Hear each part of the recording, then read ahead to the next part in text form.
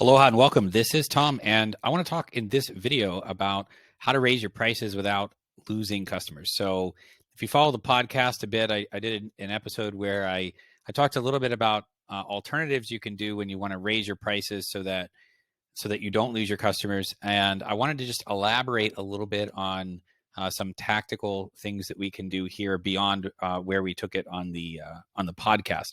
So anybody can raise prices, right? I mean, obviously you can just raise them, but how do you do it in a way where you retain your customers? If you follow the podcasts at all, I spent a lot of time talking about customer retention. So customer acquisition, customer retention.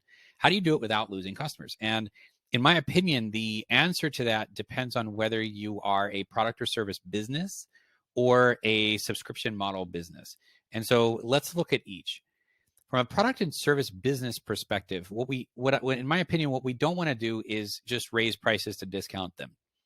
You know, customers are becoming really smart. You've probably seen this.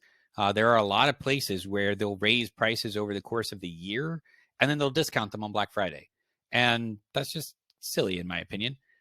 Likewise, they'll raise prices so that they can then send out a discount, like just raise it by a certain percentage and then discount it. That's not what we want to do. Now, in the podcast, I spent a little bit more time explaining what's going on behind the scenes there, and I just want to elaborate a little bit. What the reason why people want to offer those discounts is because it creates that sense of urgency on the purchase. So what we actually would want to do is look at how do we create a sense of urgency on the purpose while simultaneously retaining those customers. And so another thing that we want to make sure that we don't do, though, is offer a better deal to new purchasers than existing owners. That just peels away. Like sometimes you have the acquisition side of the business going, well, I can create an even better offer to attract customers. And then, well, how are you going to take care of those who already are an owner of your product or somebody who has taken advantage of or has purchased your service? This comes out more on the product side or on the subscription model side, where we currently have people that are still paying for something. On the service model side, maybe they got the deal that they got, and it was a one-time purchase, and it was all carved out in the terms of that particular deal. But we want to do our best not to basically reward the newer people. Instead, we want to reward the people that have been with us the longest, or the people that have been following us the longest, or maybe they bought the product right away. Because in thinking through this, right, it's what are the customer behaviors that we want to reward, right? We want to reward that fast acting buyer. We want to reward that person who's been with us the longest. We want to make sure that our acquisition side of our business and our retention side of the business are basically working together and not contradicting one another. So we do want to inform our leads that the prices are going up and that it's the last chance to get them at this price. We want to incrementally increase based on the market. So here's the thing. Going back to a moment ago when I mentioned the urgency aspect, and it's like, how do we motivate a customer to purchase right now while rewarding them for their purchase, basically? And one way to do that is you don't increase prices to lower them, but rather you plan an increase, and then you tell those leads, those potential customers, that you're about to change the pricing, that you've already planned what the pricing is, basically, and the prices are going up. You've established what they're going to be, and they're going up, and now's the last chance, to get them at the current prices. And that after a particular date, the new prices are in effect. And it's that new date that actually gets them to be motivated to take advantage of that purchase. There are other businesses that they say, hey, such and such a date every year, we raise our prices, right? That's one way of doing it. It's like every so often, each year, the price goes up a little bit, and then more and more people become aware of that. They buy right before that increase. Another way of doing it is if you have a list of leads, that you have been nurturing, so email subscribers, that type of thing, you can always send out an email that says, hey, coming such and such a date, our prices are going up, and now's the last time. I recommend not going further than a month out. So if you're planning on raising your prices in, say, February, I plan on notifying the leads in January. And then as it gets closer to that date, hey, here's your last chance. Like we're increasing our prices. Make sure your call is scheduled with our, with our team or whatnot to lock in the rates before they go up. That type of thing. So here it's focusing on really the idea of how do we get that urgency, and then how do we reward the fast actors? And then how do we make sure that the people that purchased currently are the ones that got the best deal? Okay. So on a product and services side, that's what I like to focus on there. On the subscription side, best case scenario, you increase the price for new subscribers only. Best case scenario, that's what you're doing. So you're actually still you're following my philosophy of rewarding those who have been with you, right? And you're increasing just for the new subscribers. My philosophy: always strive to give the best deals to those who have been with you the longest. I mean, you're the lifetime value of the customer, right? Follow one of the previous methods that I talked about on the product and service side for using scarcity and urgency, right? So the idea then here is making sure that if we are going to increase price for new subscribers, it's the same thing. It's letting people know, letting those existing subscribers know that the price increase is coming, right? And that they just letting them know what's occurring, because and that their price is what it is. So you can also leverage the fact that, let's say somebody's paying $100 a month for something and you want to raise it to $120 a month, but for new subscribers, letting your existing subscribers know that, hey, just so that you know, prices are going up to $120 a month. However, because you got in, you're an existing subscriber, as long as you maintain your subscription, you're locked in at $100 a month. And so you're giving them, you're actually, in that case, it's less on the acquisition side and more on the retention side, because you're actually then giving them a reason to stay with you. You're giving them a reason to stay with an active subscription, right? So all the time, everything that I'm doing with the business, I'm looking at acquisition, I'm looking at retention.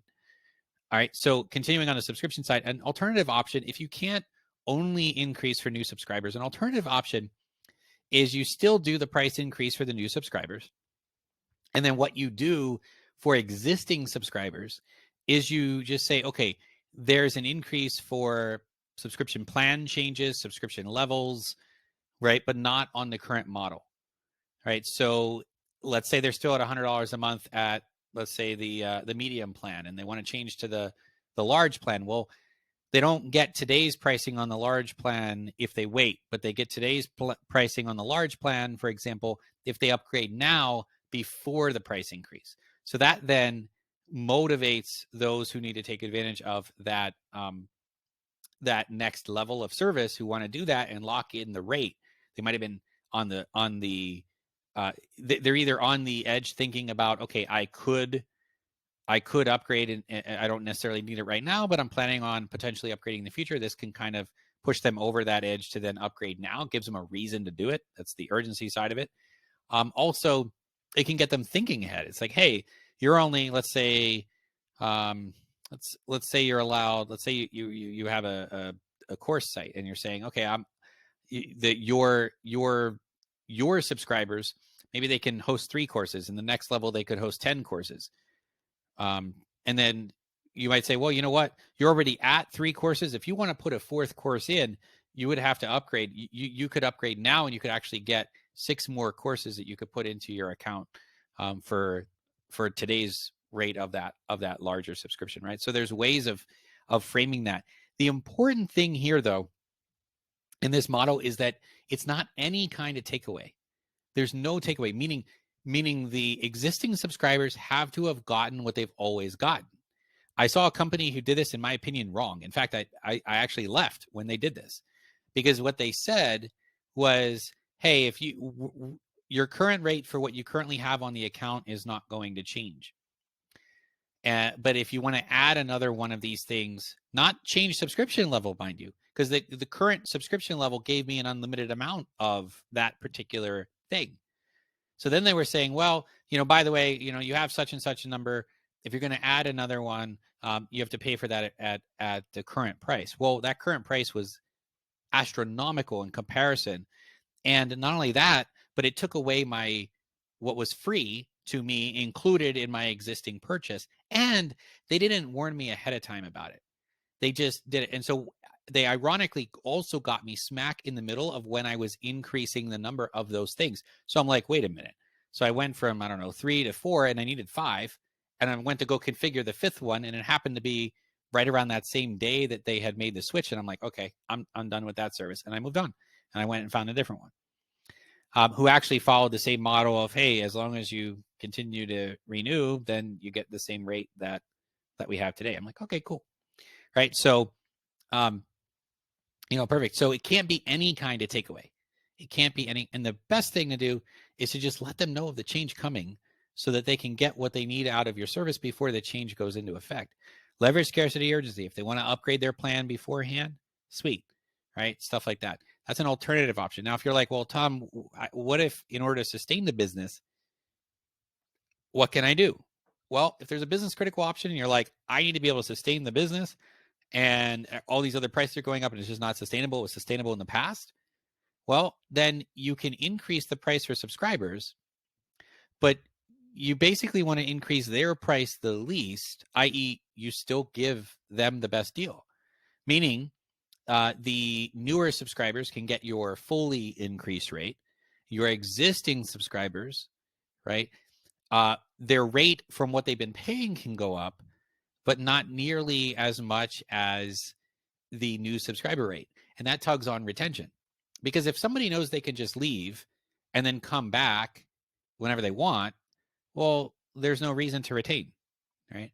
You might think there is, but there isn't, right? And so increasing the price for subscribers the least and still making it less than what you're increasing for new subscribers and letting them know ahead of time that as long as they maintain a current subscription, they get this reduced rate increased, and giving them a chance to upgrade before the public pricing, basically for new subscribers, goes into effect.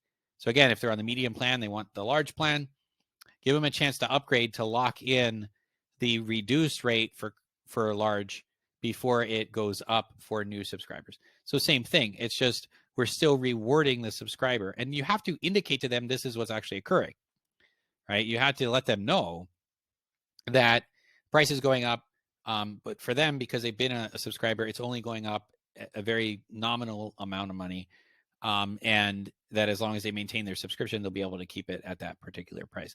Now, here's an interesting phenomenon that I run into with subscription-based businesses. There's this graph where I look at volume and frequency of price increases on a subscription business. The volume is the number of times you do, the amount you do it by, and frequency is the number of times you do it.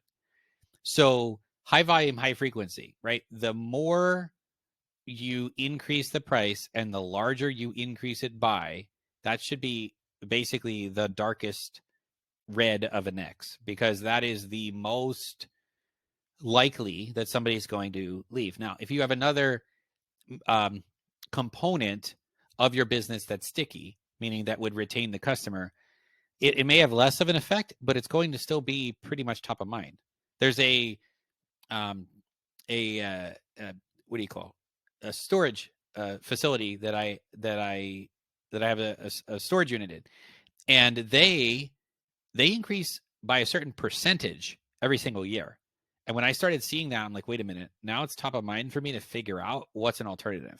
And I started looking at alternatives. Okay. Their business is a little bit sticky because my stuff is there, right? So they have that, but it's like, if you're going to continue to increase every single year by a substantial amount, a percentage that over a few years' time, it's going to, it really does add up. It's not nominal at all. Then there's a greater likelihood of losing that customer. Now, if you're like, well, I could just replace them by somebody who's going to pay that higher rate. Well, I mean, yeah. I mean, then you have to look at the other effect of that, right? Like, well, how about working to retain and wow the customer over a longer period of time, though, rather than just revolving door business, which storage units may be. But I'd be more happy to just contract with them for a longer period of time. Maybe I'll ask them, see what they're open to doing, just to lock in that rate. So that's high volume, high frequency. Low volume, high frequency. If you're just always sending out rate increase notices, 50 cents, dollar 50 each month, basically kind of thing, the number of them can just look like, oh my gosh, it's just going up, and they don't know where the ceiling is. They're more likely to leave. High volume, low frequency. Hey, we're doing which is what the company I did, the other one that I had already left on, they did a one time so far. I mean, I don't know, I haven't been following them since, but in the history of when I was their customer for years, they did this one time but astronomical increase. In fact, to add one of those configurations in, I believe was costing me more than I had for the ones I already had configured, and for the free account, right? So for the free unlimited number of those components. So that was like, okay, wait a minute. If it's going to cost me this much to just add one in, I'm out, right? So all three of those are the X. So low volume, low frequency. Most people pretty receptive to the fact that an incremental amount being a small incremental amount over a longer period of time, a little bit more receptive. And if you're reducing, if you're increasing subscribers the least amount, even better, and you're letting them know that you're doing that, then they get even more perks as a result. It's like, okay, if we have to increase the rate, you're going to get the best rate possible. So for a subscription business, least price increase to retain the customer and sustain the business. It's a harmonizing act there, right? So you need to do what you need to do to maintain and sustain the business while giving the least increase on the customer side where possible. Strive to reward the longevity in the business that they've been with you. And if they unsubscribe, they have to pay full price. If they rejoin, there's a sense of creating FOMO there, fear of missing out. So creates a reason to stick. So you can always increase price for new subscribers or apply your price increases to changes to an existing plan. But if you do that, you need, in my opinion, to forewarn them that that's coming. I have example after example where I think companies mess this up. You have to let them know ahead of time, and give them a chance to get what the upgrades and stuff like that before that goes into effect. Okay, so those are some ideas for what you can do to increase your prices without losing your customers. If you do have any questions or comments about this, please put them below. If you like this video and would like to see more like it, please subscribe. And as always, aloha, hui ho. I'll talk with you again soon. Take care.